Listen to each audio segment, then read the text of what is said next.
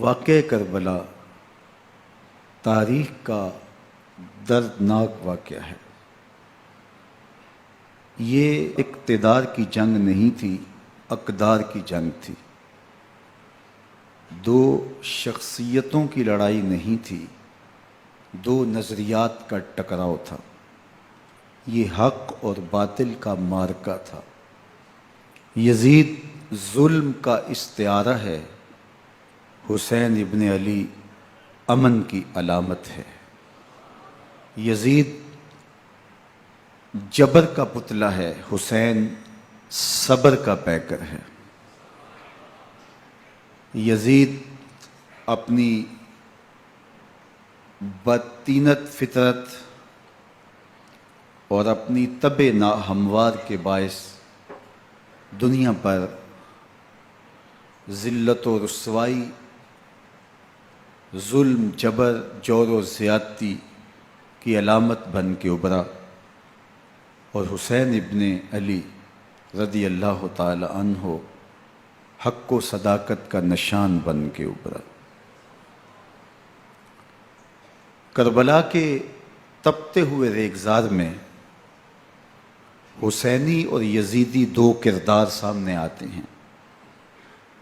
اقبال نے کہا تھا، موسیٰ و فرعون و شبیر و یزید، ایند و قوت از حیات آید پدید، زندہ حق از قوت شبیری است، باطل آخر داغ حسرت میری است، سرخ رو عشق غیور از خون او، شوخی ای مصرع از مضمون او، تا قیامت قطع استبداد کر، موج خون او چمن ایجاد کر۔ یزید بہدل کی بیٹی محسون کا ناپاک بیٹا تھا، اور حسین محمد عربی کی بیٹی فاطمہ کا شہزادہ تھا۔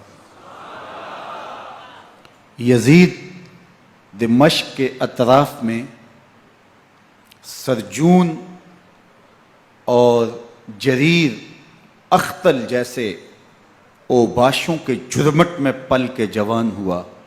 حسین کے گھر کا دروازہ مسجد نبوی کے اندر کھلتا تھا۔ یزید نشے میں دھت ہو کر کے نمازیں چھوڑ دیتا تھا۔ حسین کی کربلا کے اندر بھی نماز تہجد قضا نہیں ہوئی۔ یزید ظلم کا دوسرا نام ہے، حسین امن کی علامت ہے۔ یزید نے زندگی میں ایک مرتبہ حج کیا اور شراب کے مٹکے ساتھ لے کے آیا، اور اختل اور دیگر گویوں اور مغنیوں کو اپنے ساتھ رکھا تاکہ سفر آسانی سے کٹے۔ حسین ابن علی نے 25 حج سواری ہونے کے باوجود پیدل کیے۔ یزید حج بیت اللہ کے بعد مدینہ المنورہ آیا اور شراب کی ایک مجلس بپا کی۔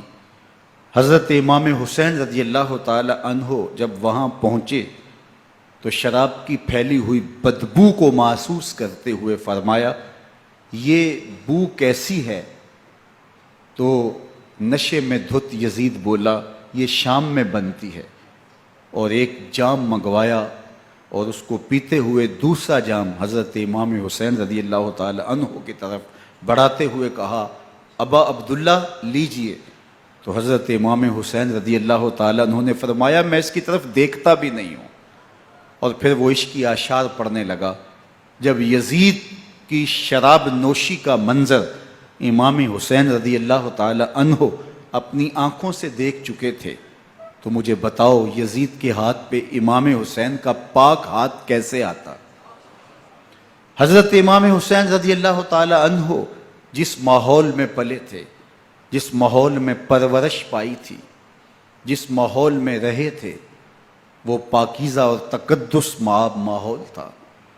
اور یزید کبھی اطراف دمشق میں، کبھی غوطہ میں، کبھی الخضرہ محل میں، اور کبھی کہاں اور کبھی کہاں داد عیش دیتا رہا اور لہو و لعب کے اندر مصروف رہا، اور اس کی زندگی ان چیزوں سے عبارت تھی.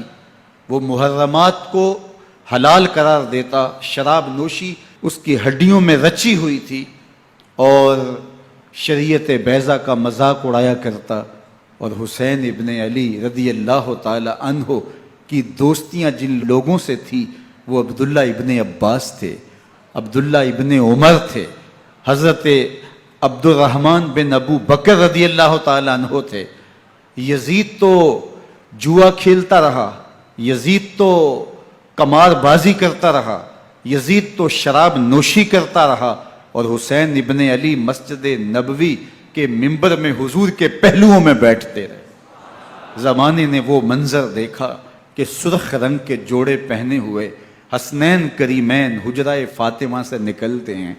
کم عمری کی وجہ سے کبھی گرتے ہیں، کبھی سنبھلتے ہیں، اور آقا کریم خطبہ ارشاد کر رہے ہیں، خطبہ چھوڑ کے حضور نے شہزادوں کو اٹھا لیا. وہ منظر بھی زمانے نے دیکھا. حضرت عبداللہ بن شداد کہتے ہیں کہ حضور سجدے میں تھے اور سجدہ اتنا طویل ہو گیا، ہمیں لگا یا تو وحی کا نزول ہو رہا ہے یا پھر اللہ کا حکم آ گیا اور اللہ کے محبوب کی روح قبض کر لی گئی. لیکن میں نے جب نظریں اٹھا کے ننکیوں سے دیکھا تو کیا منظر تھا کہ حسین ابن علی حضور کی پشت پہ بیٹھے ہوئے اور میرے آقا سجدے کو طول دے رہے ہیں. اللہ اکبر. حسین کے لیے پیغمبر کے سجدوں کو طول دیا جا رہا ہے. حسین ابن علی کبھی ممبر پہ حضور کی اطراف میں بیٹھتے ہیں. وہ منظر بھی دنیا نے دیکھا کہ حضور کے مبارک کندھوں پر حسین ابن علی بیٹھے ہیں اور حضور کی زلفوں کو پکڑا ہوا ہے. تو حضرت عمر رضی اللہ تعالیٰ عنہ دیکھ کے کہتے ہیں واہ واہ کیسی سواری میسر آئی حسین ابن علی کو. تو میرے آقا مسکرا کے کہتے ہیں عمر سواری دیکھتے ہو سوار بھی تو دیکھو. اللہ اکبر. حضرت اسامہ بن زید بن حارثہ رضی اللہ تعالیٰ عنہ فرماتے ہیں رات کا ایک پہر گزر گیا اور مجھے حضور سے کوئی کام تھا. میں آقا کریم کی خدمت میں حاضر ہوا، در دولت پہ دستک دی. حضور تشریف لائے تو چادر اوڑی تھی، بکل کی ہوئی تھی میرے حضور نے. تو میں نے اپنی حاجت کہی تو حضور نے میری حاجت پوری کر دی. لیکن ایک منظر میں نے دیکھا کہ حضور نے جو چادر کی بکل فرمائی تھی اس کے اطراف میں پہلوؤں میں ابھار تھے جس طرح اندر کوئی ہو. مجھ سے نہ رہا گیا، میں نے پوچھ لیا. میں نے کہا بندہ نواز چادر کے اندر کیا ہے؟ فَكَشَفَهُ. تو حضور نے چادر کو کھول دیا. فَإِذَا الْحَسَنُ وَالْحُسَيْنُ عَلَىٰ وَرِكَيْهِ. تو کہتے ہیں میں نے اپنی آنکھوں سے دیکھا ایک پہلو سے امام حسین لپٹے ہوئے تھے، ایک پہلو سے امام حسن لپٹے ہوئے تھے. فرمایا یہ میرے بیٹے ہیں، یہ میری بیٹی کے بیٹے ہیں. اے اللہ میں ان سے پیار کرتا ہوں، تو بھی ان سے پیار کر، جو ان سے پیار کرے اس سے بھی پیار کر. ان کی محبت کا درس دیا، ان کے پیار کا سبق پڑھایا. کہا ان سے پیار کرنے والا میرے سے پیار کرنے والا ہے، ان سے بغض رکھنے والا میرے سے بغض رکھنے والا ہے. ان کی تکلیف حضور کو بے چین کر دیتی تھی. حضرت سیدہ فاطمہ الزہرا رضی اللہ تعالی عنہا کے گھر کے قریب سے گزرے تو حضرت امام حسین کے رونے کی آواز آ رہی تھی. تو آقا کریم علیہ السلام نے فرمایا کہ فاطمہ حسین کو چپ کرواؤ. اللہ تعالیٰ انا بقاءہ یوزینی. تو جانتی نہیں حسین کا رونا مجھے دکھ دیتا ہے. حسین ابن علی کو حضور رونے نہیں دیتے تھے، ان کو دکھی نہیں ہونے دیتے تھے، کیونکہ رسول اللہ صلی اللہ علیہ وسلم جانتے تھے کہ یہ کتنے دکھ سہے گا، کتنی تکلیفوں سے گزرے گا اور کتنے مصائب سہے گا. زمانے نے وہ گھڑیاں بھی دیکھیں کہ حضرت حذیفہ بن یمان رضی اللہ تعالیٰ عنہ فرماتے ہیں کہ میں حضور کی خدمت میں نماز مغرب کی ادائیگی کے لیے حاضر ہوا، اور میں نے یہ اجازت خاص طور پہ اپنی ماں سے اس شرط پہ لی تھی کہ امی آپ مجھے اجازت دیں، میں حضور کی خدمت میں حاضر ہوتا ہوں، مغرب کی نماز بھی ادا کروں گا اور پھر حضور سے عرض کروں گا حضور میرے لیے اور میری ماں کے لیے بخشش کی دعا کر دیجئے. ماں نے اس شرط پہ اجازت دے دی اور میں حضور کی خدمت میں آ گیا. نماز مغرب ادا کی، سلام پھرا تو میرے دل میں آرزو تھی میں حضور سے عرض کروں حضور میرے لیے اور میری ماں کے لیے مغفرت کی بخشش کی دعا کر دیں. لیکن حضور عبادات میں، ذکر میں، نوافل میں ایسے مشغول ہوئے کہ میں آرزو رکھنے کے باوجود بھی عرض نہ کر سکا. خیر نماز عشاء کا وقت ہوا، اذان پکاری گئی، حضور مصلی پہ آئے، نماز پڑھی، سلام پھرا، تو میرے دل میں پھر خیال آیا کہ ماں سے ایک نماز کی چھٹی لی تھی، نمازیں بھی 2 ہو گئیں، ماں نے جاتے پوچھنا ہے حضور سے میرے لیے اور اپنے لیے مغفرت کی، بخشش کی دعا کروائی تھی، تو کیا جواب دوں گا؟ اور حضور اٹھے اور کاشانہ اقدس کی طرف چل دیے۔ اب میرے دل میں یہ خیال رہ کے آ رہا تھا کہ ماں کو کیا جواب دوں گا؟ میں تو حضور سے بخشش و مغفرت کی دعا کروا ہی نہیں سکا۔ جب حضور چل پڑے تو غیر ارادی طور پہ میں بھی حضور کے پیچھے چل پڑا۔ چلنے میں تھوڑی سی رفتار تیز ہو گئی، جس سے قدموں کی آہٹ پیدا ہوئی۔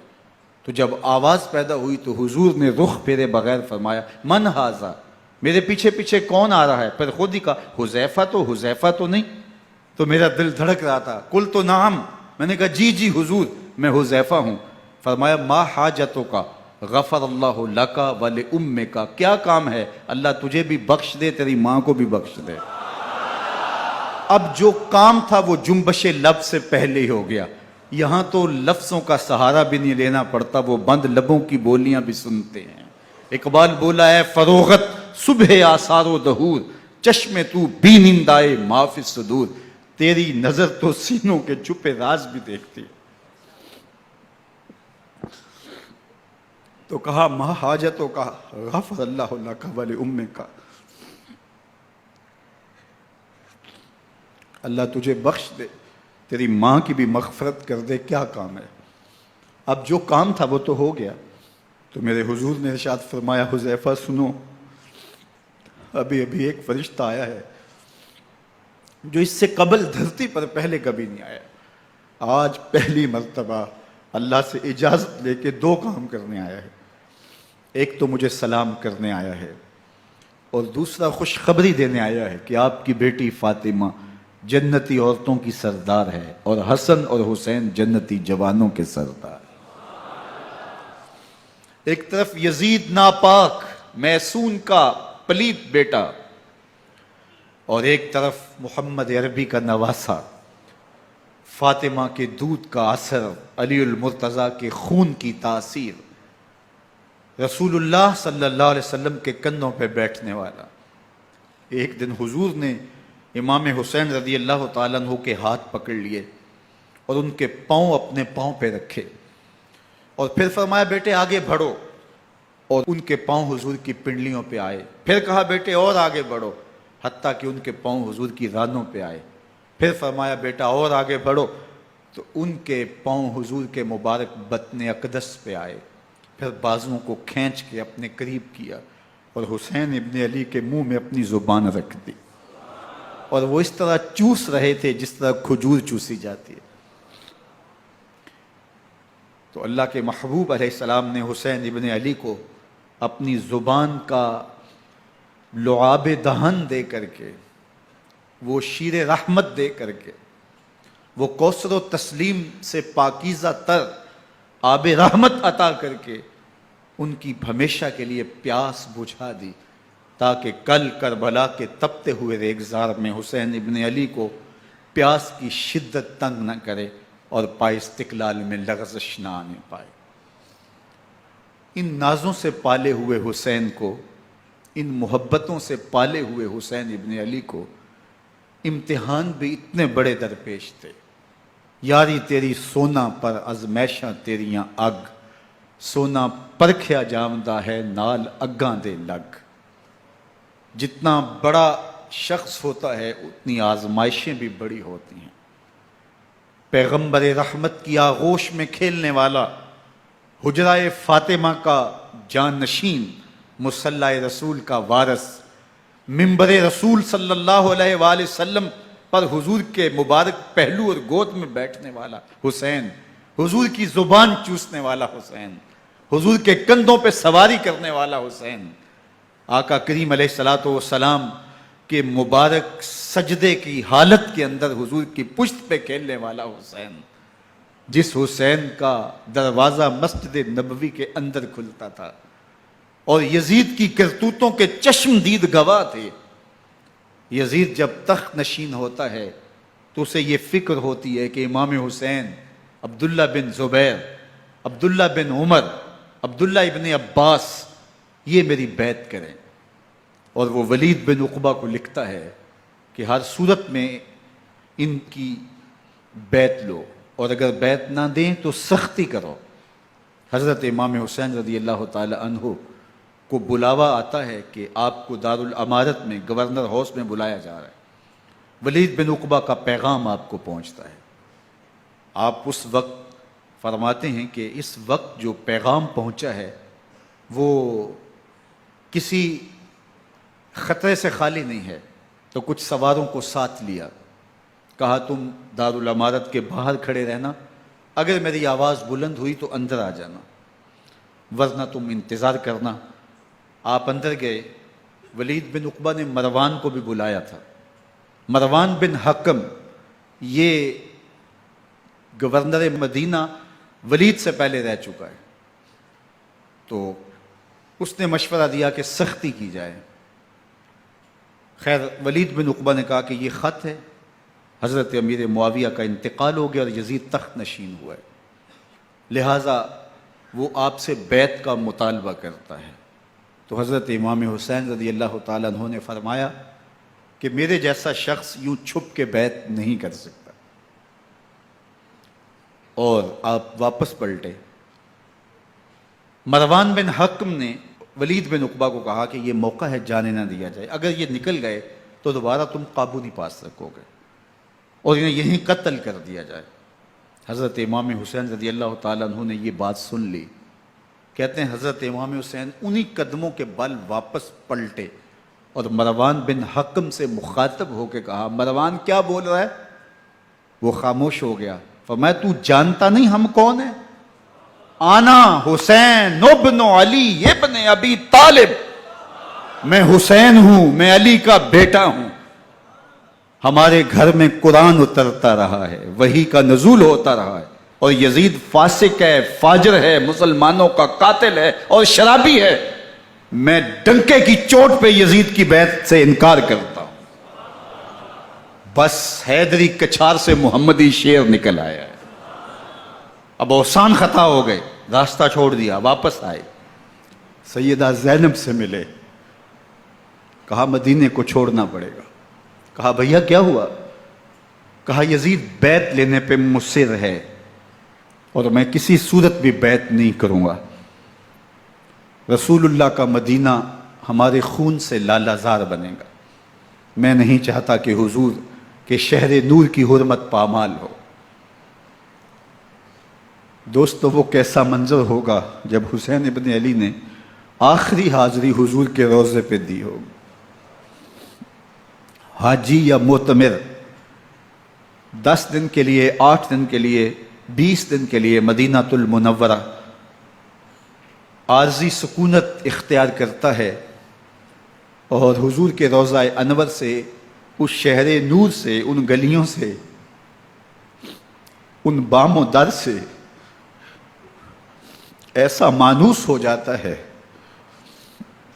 کہ جب واپس پلٹ رہا ہوتا ہے ان دعاؤں کے ساتھ کہ دوبارہ آنا بھی نصیب ہو، اور اسے لگتا ہے کہ میں دوبارہ بھی بلایا جاؤں گا، لیکن اس کے باوجود شہر حبیب چھوڑنا قیامت سے کم نہیں ہوتا.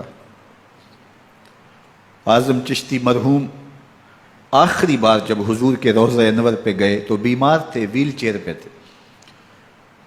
باب بقی سے باہر نکلے تو خادم سے کہا کہ میری ویل چیئر پیچھے سے کھینچو تاکہ میرا رخ روضہ انور کی طرف رہے. اور وہ پیچھے سے کھینچتا چلا جا رہا ہے، اور جب باب مکہ سے پیچھے جنت البقیع کے قریب سے گنبد خضرا نگاہوں سے اوجل ہونے لگا تو اعظم چشتی مرحوم نے کہا، جاں بدن سے نکلتی ہے اعظم، جاں بدن سے نکلتی ہے اعظم، کوئی آسان ہے مدینے سے جدا ہونا، کوئی آسان ہے مدینے سے جدا ہونا. یہ اس شخص کی کہانی ہے جو 10 دن، 5 دن، مہینہ، 2 ماہ وہاں رہتا ہے اور پھر اس شہر کو چھوڑ کے آنا اس کے لیے آسان نہیں ہوتا. اور مجھے بتاؤ کہ حسین جو پیدا مدینے میں ہوا، جس کے گھر کا دروازہ مسجد نبوی کے اندر کھلتا تھا، جو مسجد نبوی کے اندر پرورش پا کے جوان ہوتا ہے اور مدینے کی گلیوں میں کھیلتا رہا، اس حسین ابن علی کے لیے مدینہ چھوڑنا، اور پھر وہ اس بات کا علم اور شعور رکھتے تھے کہ یہ آخری بار حضور کے در پہ حاضری ہے، دوبارہ اس شہر نور میں نہیں آ سکوں گا، تو کیا قیامت ہوگی اور کیا منظر ہوگا۔ محمد بن حنفیہ کے علاوہ خاندان نبوت کے جتنے لوگ تھے ان سب نے شہر مدینہ کو الوداع کہا، اور رات کے موقع میں مدینہ المنورہ کو، مسجد نبوی کو چھوڑ کر کے مکہ کی جانب عازم سفر ہوئے۔ 3 شعبان المعظم کو مکہ المکرمہ پہنچتے ہیں، ادھر کوفیوں کے خطوط آنے شروع ہو جاتے ہیں۔ حضرت امام حسین رضی اللہ تعالیٰ عنہ مسلم بن عقیل رضی اللہ تعالیٰ عنہ کو صورتحال معلوم کرنے کے لیے بھیج دیتے ہیں۔ 40,000 کوفی آپ کے ہاتھ پہ بیعت کر لیتے ہیں۔ ادھر 25 پیدل حج کرنے والے حضرت امام حسین 8 ذی الحج کو احرام باندھتے ہیں، لیکن آپ کو پتہ چلتا ہے کہ حاجیوں کے روپ میں قاتل چھپا دیے گئے، تو آپ اس احرام کو حج کی بجائے عمرے میں بدلتے ہیں اور کوفے کی جانب عازم سفر ہوتے ہیں۔ کائنات والو، ذرا سینے پہ ہاتھ رکھ کے دیکھو کہ یہ کتنا مشکل مرحلہ تھا۔ اس دین کی آبرو کو بچانے کے لیے حضرت امام حسین رضی اللہ تعالیٰ عنہ نے کتنا بڑا قدم اٹھایا۔ آپ کے بہی خواہ، دوست، احباب عبداللہ بن عمر یہ سارے روکتے ہیں، عبداللہ بن عباس کہتے ہیں حضرت نہ جائیے، الکوفی لا یوفی، کوفی کبھی وفا نہیں کرتے، آپ کے والد کو وہاں شہید کیا گیا، لیکن آپ ایک فرض کو نبھانے جا رہے ہیں۔ میرے غم گسارو، میرے مہربانو، نہ روکو مجھ کو جانے دو، مجھے نانے کے دی کی ڈوبتی کشتی بچانے دو، میں جاتا ہوں کہ دنیا پر وفا کا نام رہ جائے، میں رہوں نہ رہوں پر عظمت اسلام رہ جائے۔ میں نہیں جاتا تو نبی کے گھر کی آن جاتی ہے، میں نہیں جاتا تو نبی کے گھر کی آن جاتی ہے، تمہارا دین جاتا ہے میری غیرت ایمان جاتی ہے۔ حضرت امام حسین یہاں سے چلتے ہیں، ابھی راستے میں ہی پہنچتے ہیں کہ یہ خبر آتی ہے کہ کوفے والوں نے بے وفائی کر دی، حضرت مسلم بن عقیل رضی اللہ تعالیٰ عنہ کو شہید کر دیا گیا، نعمان بن بشیر معزول کر دیے گئے، ابن مرجانہ ابن زیاد وہاں متعین کر دیا گیا جو سخت گیر شخص تھا، اور اس نے لوگوں کو ڈرایا دھمکایا، اور کوفے کے لوگوں کے دل بدل گئے اور وہ بیتیں توڑنے لگے۔ وہ منظر مسجد کوفہ کا کتنا دلگداز تھا، جب امام نماز کے لیے کھڑے ہوئے تو 40,000 لوگ آپ کے پیچھے تھا، جب سلام پھیرا اور امام نے دیکھا کہ پیچھے لوگ نہیں ہیں، پھر لوگوں نے اپنے دروازے بھی بند کر لیے۔ رات کی تنہائیاں ہیں اور حضرت مسلم بن عقیل کو کوئی پناہ دینے والا نہیں ہے، لوگوں نے دروازے بند کر لیے کہ کہیں ہمارے گھر میں نہ آ جائیں اور ہم مشقت اور حکومتی تشدد کا شکار نہ ہوں۔ کتنا دردناک لمحہ ہے حضرت مسلم بن عقیل رضی اللہ تعالیٰ عنہ پہ، اور پھر حضرت مسلم بن عقیل بے دردی سے شہید کر دیے جاتے ہیں۔ آپ ابھی راستے میں ہیں، یہ ساری کہانی پہنچتی ہے کہ حضرت مسلم شہید کر دیے گئے اور بے دردی سے شہید کر دیے گئے۔ وہ جنہوں نے خط لکھے تھے کہ ہم آپ کے ساتھ ہیں اور ہم منتظر ہیں، چشم برا ہیں، آپ کے قدموں کی چاپ سننے کے لیے بےتاب ہیں، آج انہوں نے بیتیں توڑ دی، 40,000 کوفی منحرف ہو گئے۔ مسجد کوفہ کا وہ منظر کس قدر روح کو تڑپا دینے والا تھا۔ ہم پچھلے سال عصر اور مغرب کے درمیان جب کوفہ پہنچے تو سورج ڈوبنے کے قریب تھا۔ میں نے اپنی زندگی میں اتنا اداس موسم کہیں نہیں دیکھا جتنا اداس موسم کوفے میں دیکھا۔ ایسے لگتا تھا جس طرح کوفے کی آب و ہوا آج بھی شرمندہ ہے۔ جو مسلم بن عقیل اور خاندان نبوت کے ساتھ اہل کوفہ نے کیا، حضرت امام حسین رضی اللہ تعالیٰ عنہ کو ان کے بہی خواہوں نے، اعزاء نے، اقربا نے، دوستوں نے، آوان و انصار نے، ساتھیوں نے کہا کہ حضرت حالات یکسر تبدیل ہو گئے، اب ہمیں مراجعت کر جانی چاہیے، واپس پلٹ جانا چاہیے۔ تو حضرت امام حسین کافی سوچ بچار میں رہے، پھر اس کے بعد آپ نے فیصلہ کیا کہ ہم آگے بڑھیں گے۔ دوستوں نے کہا کہ حضرت اگر آپ آگے بڑھیں گے تو ہمیں لگتا ہے کہ وہ آپ کے ساتھ سلوک اچھا نہیں کریں گے اور آپ بچوں کے سامنے پیاسے شہید کر دیے جائیں گے۔ تو حضرت امام حسین رضی اللہ تعالیٰ عنہ نے وہاں ایک خطبہ ارشاد فرمایا کہ لوگو تم جو مجھے بتا رہے ہو مجھے اچھی طرح معلوم ہے، جو تم مجھے منظر پیش کر رہے ہو وہ میری نگاہوں میں ہے، اور جو کچھ ہونے والا ہے چشم تصور وہ منظر دیکھ رہی ہے۔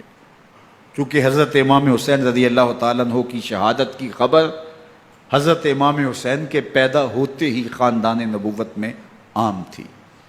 حضور علیہ الصلوۃ والسلام کو یہ بات جبریل امین نے آ کے بتائی تھی جب حسین ابن علی کے ساتھ حضور محبت کا اظہار کر رہے تھے، تو یہ جبریل امین نے آ کے کہا تھا حضور آپ کا یہ بیٹا ارض طف میں شہید کر دیا جائے گا، اور کربلا کی مٹی لا کے حضور کو دی اور ام سلمہ کو حضور نے عطا کر دی۔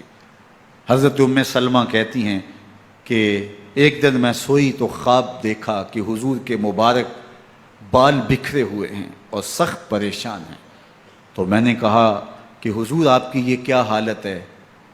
وَبِيَدِهِ قَارُورَةٌ، اور حضور کے ہاتھ میں ایک شیشی ہے، فِيهَا دَمٌ، جس کے اندر خون ہے۔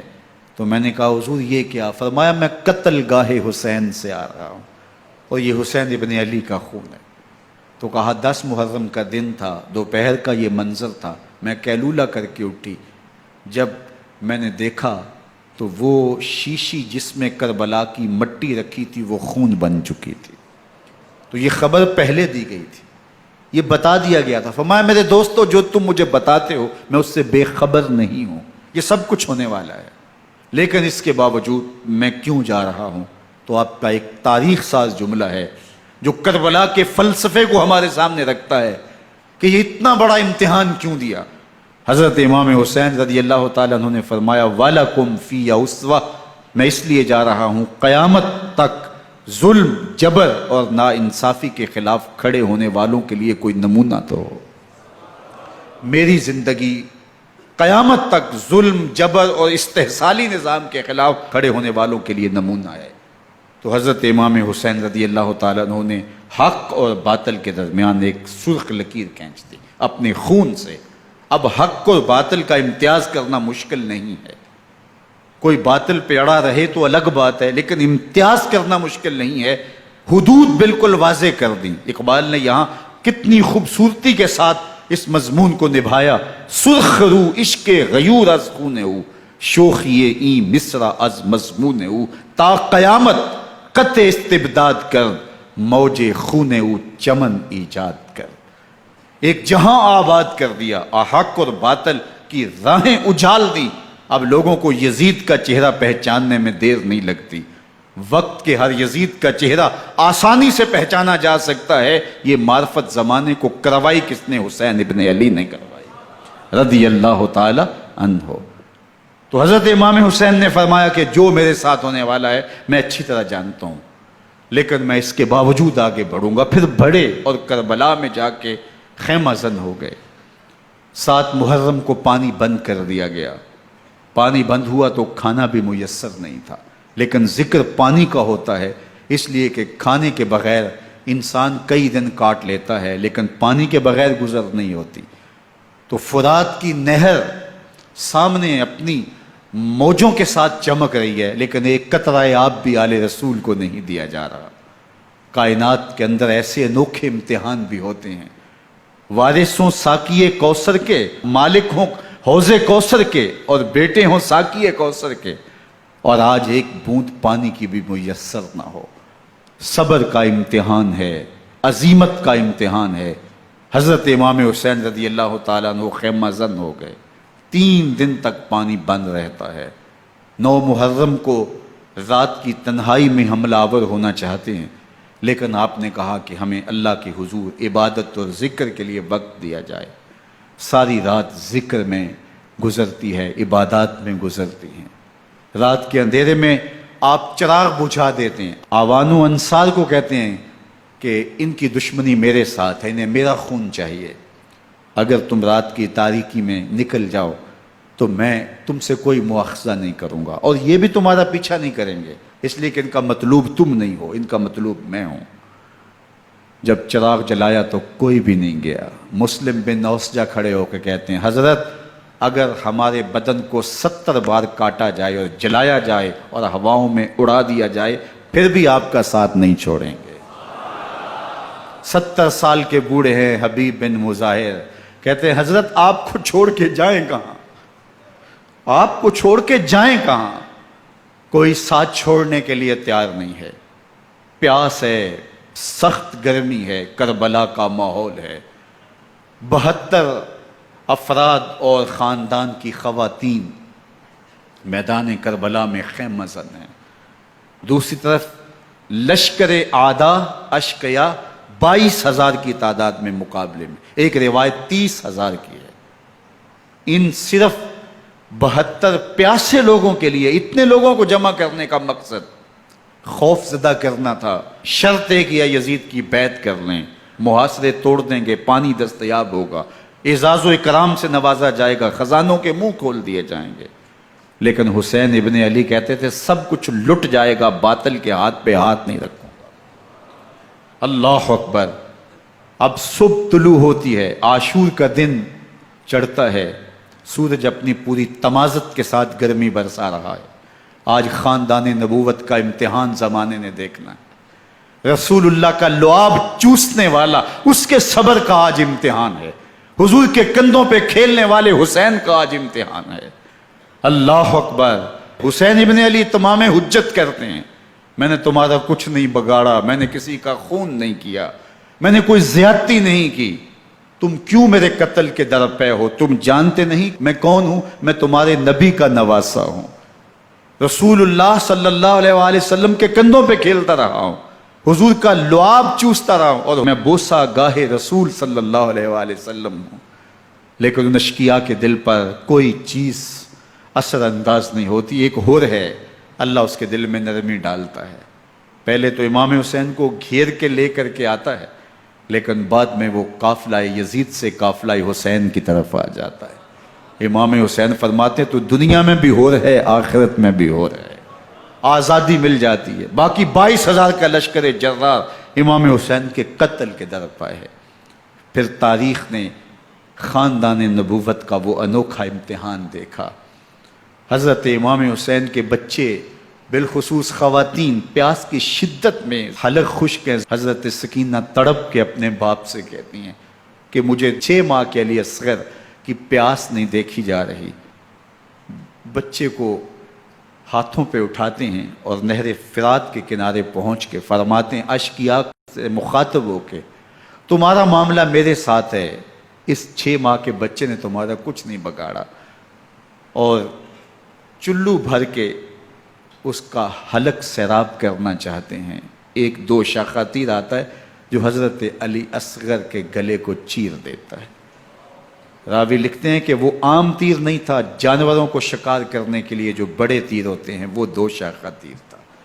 وہ گردن کو کاٹ دیتا ہے، خون بہنے لگتا ہے، گردن لٹک جاتی ہے۔ حضرت امام حسین وہ بہتا ہوا خون اپنے چلو میں لیتے ہیں اور آسمان کی طرف اچھال کے کہتے ہیں مالک حسین کی یہ قربانی بھی قبول فرما۔ یہ تماشا لبے بام نہیں ہے۔ بچہ بیمار ہو، ڈاکٹر جواب دے دیں، ماں باپ کے ہاتھ پھول جاتے ہیں۔ زندگی کی سانسیں ابھی چل رہی ہوتی ہیں، لیکن ڈاکٹر کہے کہ یہ میرے بس کا روگ نہیں ہے، کہیں اور لے جاؤ، تو زندگی کا لف و نشر غیر مرتب ہو جاتا ہے۔ میں سلام پیش نہ کروں حسین ابن علی کو، 6 ماہ کا علی اصغر ہاتھوں میں دم توڑتا ہے، گردن لٹک جاتی ہے، خون بہہ رہا ہے۔ اب خیموں کی طرف بڑھ رہے ہیں لیکن زبان پہ شکایت نہیں ہے، کہتے ہیں مالک حسین کی یہ قربانی قبول کر لے۔ اب خیموں کی طرف آنا، شہر بانوں ام رباب سیدہ زینب حضرت سکینہ سلام اللہ علیہا کا سامنا کوئی آسان کام نہیں تھا، لیکن حسین ابن علی آتے ہیں، شہزادے کو یہاں خیموں کے قریب رکھ کے کہتے ہیں کہ یہ حوض کوثر سے سیراب ہو گیا ہے۔ اللہ اکبر، کوہرام مچ جاتا ہے خیموں کے اندر، کیا منظر ہوگا اور ان کو کن الفاظ کے پیرائے میں ڈھال کر کے ان کیفیات کو بیان کیا جا سکتا ہے جو اہل بیت کے خیموں کے اندر علی اصغر کی شہادت کے بعد کا منظر رقم ہو رہا ہوگا۔ اللہ اکبر، ادھر اشکیا آوازیں دے رہے ہیں، مبارزت کے لیے پکار رہے ہیں۔ زمانے نے پھر وہ منظر بھی دیکھا کہ جوان بیٹے کو 18 سال کی کمائی حضرت امام حسین میدان عمل میں بھیج رہے ہیں۔ وہ علی اکبر جو حسین کا نور نظر ہے، آنکھوں کا قرار ہے، دل کی تسکین ہے۔ اور پھر حضرت علی اکبر جب گھوڑے کی زین سے فرش زمین پہ گرتے ہیں تو باپ کو آواز دیتے ہیں، اور حضرت امام حسین جو ہے وہ آگے جا کے بیٹے کی لاش اٹھاتے ہیں۔ اللہ اکبر، 18 سال کے بیٹے کی لاش کو کندھوں پہ اٹھا کے خیموں تک لاتے ہیں اور ہاتھ پھیلا کے کہتے ہیں مالک حسین کی یہ قربانی بھی قبول فرما۔ کبھی قاسم بن حسن کی لاش اٹھا کے لاتے ہیں، کبھی اون و محمد کی لاشیں اٹھا کے لاتے ہیں، بتیجوں کی، بھانجوں کی، بھائی عباس کے کٹے ہوئے بازو اور زخموں سے چھدا ہوا لاشا۔ کیا کیا قیامتیں تھیں جو اس کربلا کے ایک میدان کے اندر نہیں توڑی گئیں۔ حضرت امام حسین پر دکھ پہ دکھ، تکلیفوں پہ تکلیفیں۔ اب 71 لاشیں اٹھا کے خیموں تک پہنچا چکے، اور ادھر مبارزت کی دعوت دی جا رہی، آؤ میدان عمل میں آؤ، اب دیر کیوں کر رہے ہو۔ رسول اللہ کا حرم، رسول اللہ کی شہزادیاں جو نازوں میں پلی تھیں، وہ کلیاں جو شبنم کا بوجھ بھی گوارا نہیں کر سکتی تھی، آج مصیبتوں کے پہاڑ ٹوٹ گئے۔ حضرت امام حسین کبھی شہربانوں کو، کبھی ام رباب کو دلاسا دیتے ہیں، کبھی حضرت زینب کو کہتے ہیں۔ حضرت زینب کربلا کے اس میدان کے اندر بڑے حوصلے کے ساتھ اپنے بھائی کے ساتھ کھڑی رہی، اپنے 2 بیٹے راہ خدا میں پیش کیے، ان کی لاشیں وصول کی، لیکن زینب جس جرأت کے ساتھ، جس پامردی کے ساتھ اس سارے منظر کو حوصلے کے ساتھ سہتی رہی، وہ یقیناً حوصلہ سیدہ زینب سلام اللہ علیہا کا ہی ہے۔ لیکن یہ وہ منظر تھا کہ زینب کا دل بھی ڈول گیا جب حسین ابن علی گھوڑے پہ بیٹھنے لگے، اور ان کو گھوڑے میں بٹھانے والا کوئی نہیں تھا، اور جو بھی سوار جاتا پھر واپس اس کی لاش ہی آتی اور حسین ابن علی لے کے آتے۔ آج حسین ابن علی جا رہے ہیں، زندگی کا سارا سرمایہ لٹ رہا ہے، حضرت زینب سلام اللہ علیہا سنبھل نہیں رہی۔ حضرت امام رضی اللہ تعالیٰ عنہ اٹھے اور آپ نے حضرت زینب کو صبر کی تلقین کی اور کہا کہ صبر ہی بہترین ذریعہ ہے اور اللہ کی قربت کا ایک بہترین سبب ہے، اور ان کو صبر کی تلقین کرتے ہوئے فرمایا کہ میرے بعد تم نے اس ذمہ داری کو سنبھالنا ہے، اور ان مخدرات اسلام کی، ان شہزادیوں کے پردے کی تم نے حفاظت کرنی ہے۔ اور پھر گھوڑے کی زین کس کے امام حسین لشکر اشکیا کی طرف بڑھتے ہیں۔ اب خیموں سے سسکیوں کی آواز آ رہی ہے، ان کا سردار، ان کا تاجدار آج سب کو چھوڑ کے کربلا کے میدان کی طرف بڑھ رہا ہے۔ جرم کیا کیا، قصور کیا کیا، اس نے کیا زیادتی کی کہ آج نیزوں اور انیوں کے مقابلے میں 22,000 کا لشکر حضرت امام حسین پہ ٹوٹ پڑتا ہے۔ آپ پھر اتمام حجت کرتے ہیں، میں نے کسی کو قتل نہیں کیا، خون ناحق نہیں بہایا، میرے خون کے درپے کیوں ہو، اپنی آخرت کیوں برباد کرتے ہو، تم جانتے نہیں میں کون ہوں، میں تمہارے نبی کا نواسا ہوں۔ لیکن ابن زیاد کہتا ہے مقابلے میں آؤ۔ پھر حضرت امام حسین رضی اللہ تعالیٰ عنہ مقابلے میں آتے ہیں، اور جب گھوڑے کو ایڑ لگا کے دشمن اشقیاء پہ ٹوٹتے ہیں تو پھر ایسا منظر ہوتا ہے کہ وہ بھیڑ بکریوں کی طرح آگے بھاگتے ہیں۔ 71 زخم کلیجے پہ لیے شجاعت کا یہ پیکر جب میدان میں آتا ہے، آواز آتی ہے یہ کون ذی وقار ہے، بلا کا شاہ سوار ہے، لباس ہے پھٹا ہوا غبار سے اٹا ہوا، تمام جسم نازنی چدا ہوا کٹا ہوا، یہ نبی کا نور عین ہے، یہ بالیقین حسین ہے، یہ حسین ابن علی ہے رضی اللہ تعالیٰ عنہ۔ پھر چاند بادلوں میں گھر جاتا ہے، شامی غنڈے تیر برساتے ہیں، تلواروں سے آپ کے بدن پر ضربیں لگاتے ہیں اور نیزوں سے آپ کے بدن کو پرو دیتے ہیں۔ جب آپ کا پیراہن بعد میں اتارا گیا تو آپ کے پیراہن میں 122 سوراخ تیروں کے تھے، 33 زخم تلواروں کے اور 34 گھاؤ نیزوں کے تھے۔ جب گھوڑے کی زین سے فرش زمین پر آئے، بدن چھلنی تھا، زخم زخم سے خون بہ رہا تھا، 3 دن کا پیاسا حسین، اللہ اکبر، بدن زخموں سے چور، 71 لاشیں کلیجے پہ لیے، مخدرات اسلام کے پردے کا خیال دل میں الگ ہے، لیکن گھوڑے کی زین سے جب فرش زمین پہ امام حسین آتے ہیں، زبان پہ ہائے نہیں، نالا و شیون نہیں، چیخ و پکار نہیں، آتے ہی پیشانی سجدے میں رکھتے ہیں اور پکارتے ہیں اللہم ردن بقضائک وصبرن علی بلائک تسلیما لامرک سبحان ربی العالی۔ مالک گھر لٹا کے، بچے لٹا کے، خاندان سب کچھ قربان کر کے، اپنے بدن کو زخموں سے چھلنی کروا کے، تیروں اور نیزوں کی انیوں سے اپنے آپ کو زخمی کروا کے، تیرے حضور سر جھکا کے یہ اقرار کرتا ہوں کہ حسین تیری تقدیر پہ راضی ہے، مالک تو بھی بتا، تو بھی حسین پہ راضی ہوا ہے کہ نہیں ہوا۔ آواز آ رہی ہے، اس پیاسے پر علی شیر خدا کو ناز ہے، اس نواسے پر محمد مصطفیٰ کو ناز ہے۔ اوروں نے بھی سجدے کیے پر اس کا عجب انداز ہے، اس نے وہ سجدہ کیا جس پر خدا کو ناز۔ حسین ابن علی رضی اللہ تعالیٰ عنہ کا سر انور دستے قاتل نے تب کاٹا جب وہ سجدے میں جھکا ہوا تھا۔ یزید نے کہا میں بیعت لوں گا، امام حسین نے کہا کبھی بھی نہیں دوں گا، یہ سر کٹ سکتا ہے جھک نہیں سکتا۔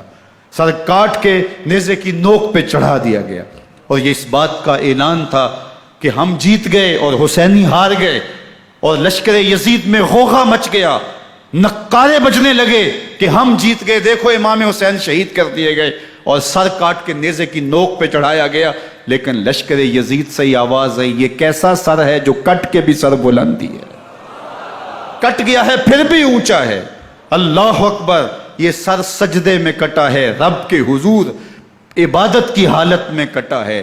حسین آج بھی سجدے میں ہے، اللہ اکبر، حسین آج بھی سجدے میں ہے، بلکہ کٹے ہوئے سر کا رخ زمین کی جانب تھا اور کٹی گردن آسمان کی طرف، یوں نیزے پہ پرویا گیا۔ اللہ اکبر، ایک شاعر نے نقشہ کھینچا، بآنکھ سر نیزے پہ اور سوئے زمین ہے روح، یعنی سجدہ ثانی کی ہے آرزو۔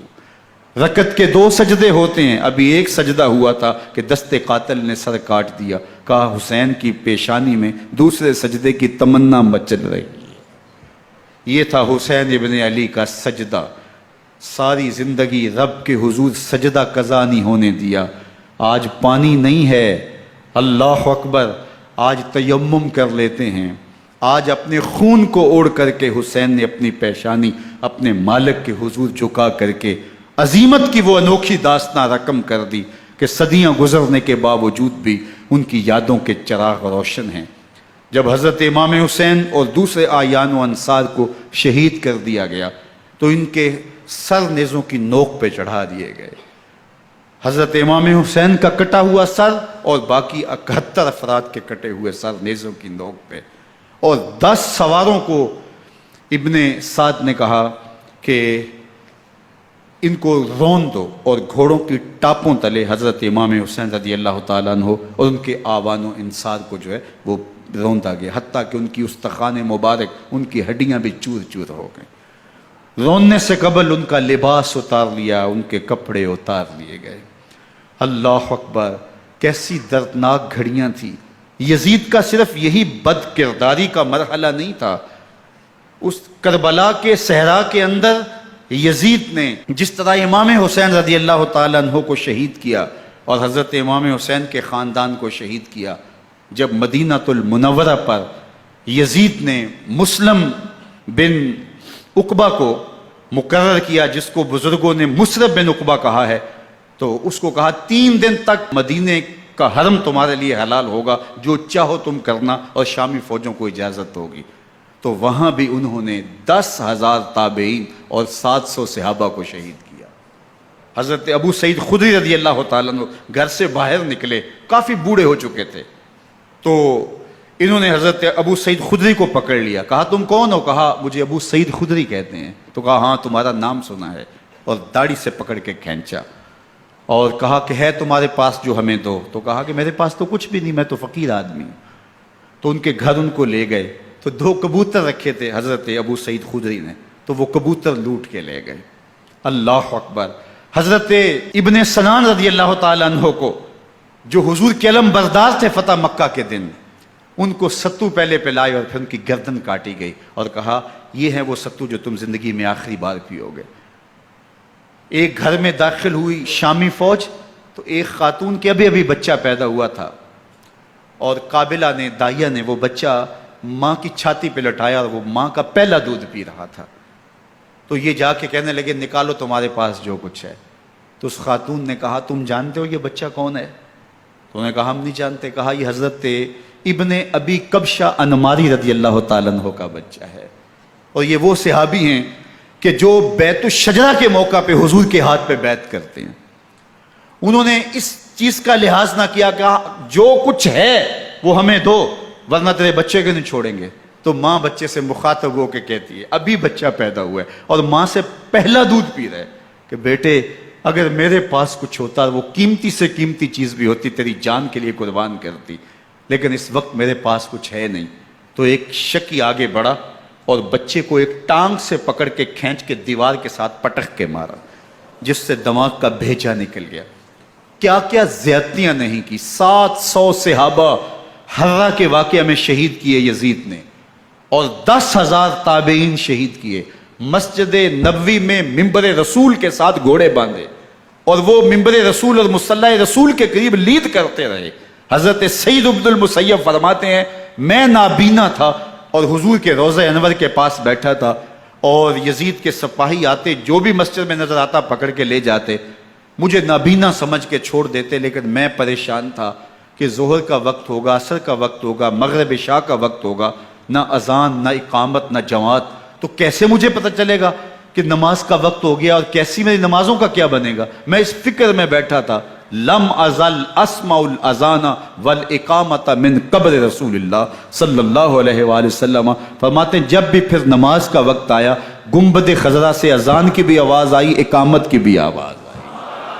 3 دن تک مسجد نبوی کے اندر گھوڑے بندے رہے، اور مدینہ کی حرمت پامال کی۔ مدینہ کے گھروں کے اندر یہ بدکماش داخل ہوئے، اور جو بدکاریاں انہوں نے کی، کلیجہ منہ کو آتا ہے۔ 1002 شیزائیں ان بدکاروں کی بدکاریوں کی وجہ سے کنواری حالت کے اندر حاملہ ہوئی۔ 3 دن تک مدینے کا حرم انہوں نے پامال کیا، اور پھر مکہ المکرمہ میں کعبۃ اللہ پر گولے برسائے، اور کعبہ کا غلاف جل گیا۔ وہ تو یزید مر گیا، اور حضرت عبداللہ ابن زبیر رضی اللہ تعالیٰ عنہ نے اپنی خلافت کا اعلان کیا۔ یزید کے یہ کرتوت تھے، ادھر اہل مدینہ کو ستایا، ادھر اہل مکہ کو ستایا، اور رسول اللہ صلی اللہ علیہ وسلم کے خانوادے کی بے حرمتی اور توہین کی۔ نہ صرف انہیں قتل کیا گیا، ان کی لاشوں پہ گھوڑے دوڑائے۔ ابن سعد اور شمر جو ہے وہ خیموں میں داخل ہوا، اور مخدرات اسلام کی چادریں چھیننے کی کوشش کی۔ حضرت زینب سلام اللہ علیہ نے مخاطب ہو کے کہا ہمارے چہرے کے رکھوالے چلے گئے ہیں، ظالم تو خیال نہیں کرتا ہم رسول اللہ کی بیٹیاں ہیں۔ حضرت شہربانو، حضرت زین العابدین اور حضرت زینب سلام اللہ علیہ، ان تینوں کو ایک اونٹ پہ باندھا گیا، اور باقی اونٹوں پہ باقی سادات کو، حضور کی شہزادیوں کو باندھا گیا، رسیوں میں جکڑا گیا، اور اونٹوں پہ باندھ کر کے کوفے کی جانب آگے آگے شہیدوں کے سر چل رہے ہیں، اور پیچھے یہ قافلہ چل رہا ہے۔ اور جب یہ قافلہ وہاں سے گزرا جہاں لاشیں پڑی تھیں، امام زین العابدین 14 سال کے تھے اور بیمار تھے، اور ان کا حوصلہ نہ ہوا، وہاں غشی ان کے اوپر آنے لگی، اور وہ منظر ابن کثیر نے، باقی لوگوں سب نے لکھا ہے کہ پھر جب ان کی یہ حالت ہوئی تو پھر سیدہ زینب سلام اللہ علیہ، جنہوں نے ابھی تک بڑے حوصلے کے ساتھ ساری مشکلات کا مقابلہ کیا تھا، اب ان کے بندھن ٹوٹ گئے اور آنکھوں سے آنسو بہنے لگے، اور سیدہ زینب نے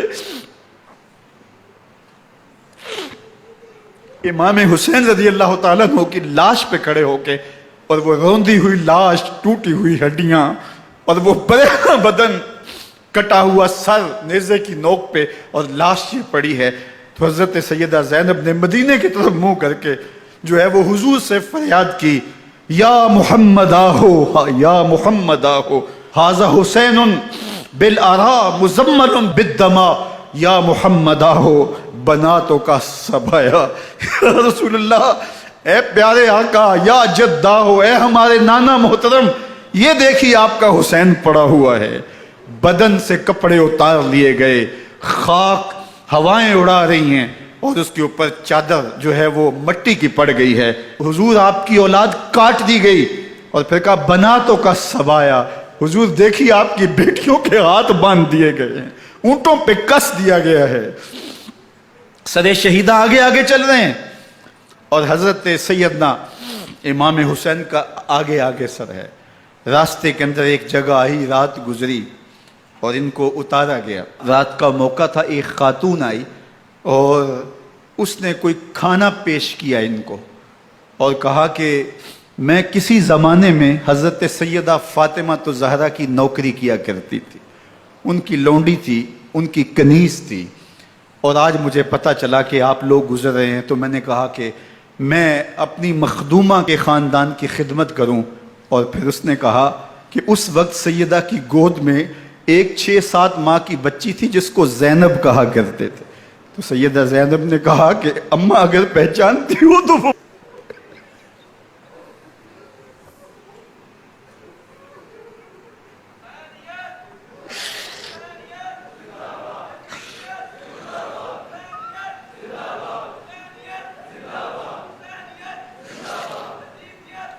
یہ تاراج اور لٹا ہوا کارواں پھر وہاں سے کوفے میں کیسے پہنچا، اور کوفے کے اندر سیدہ زینب سلام اللہ علیہا نے وہ یزید کے دربار میں، ابن زیاد کے دربار میں وہ جرأت آمیز جو باتیں کہیں، اللہ اکبر، زینب کی زبان میں علی کی خطابت بول رہی تھی، اور پھر دشمن اور دوست سارے رونے لگے، اور وہ کیا دل گداز منظر تھے۔ اور پھر یہ سروں کا قافلہ اور سادات کرام کا مشکیں کسی ہوئی ہیں اور اونٹوں پہ باندھے ہوئے، ان کو وہاں سے پھر قادسیہ، اور قادسیہ سے پھر دمشق یزید کے دربار میں پہنچایا گیا، اور وہاں سے یہ لٹے ہوئے خانمہ برباد تاراج لوگ مدینہ المنورہ میں کیسے پہنچے، اور اہل مدینہ نے کیسے استقبال کیا، اور وہ منظر کتنا دل گداز تھا جب اہل مدینہ زینب سے پوچھتے تھے زینب حسین کہاں ہے؟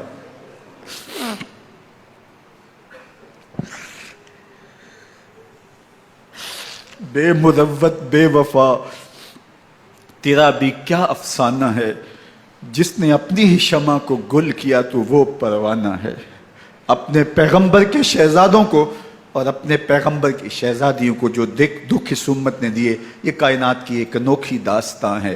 اللہ ہمیں اسوہ شبیری پہ عمل کی توفیق عطا کرے اور ان کے نقوش پاک کی برکتیں دے، اہل بیت کی محبت ہماری روحوں میں جذب کر دے، اور جس عظیمت کے ساتھ، جس حوصلے کے ساتھ انہوں نے دکھوں کو جھیلا، جو دہکتی آگ کے شعلوں پہ سویا وہ حسین، جو جواں بیٹے کی میت پر نہ رویا وہ حسین، جس نے سب کچھ کھو کے کچھ نہ کھویا وہ حسین، مرتبہ اسلام کا جس نے دوبالا کر دیا، خون نے جس کے دو عالم میں اجالا کر دیا، جو کہ سوزے غم کو سانچے میں خوشی کے ڈھال کے مسکرایا موت کی آنکھوں میں آنکھیں ڈال کے۔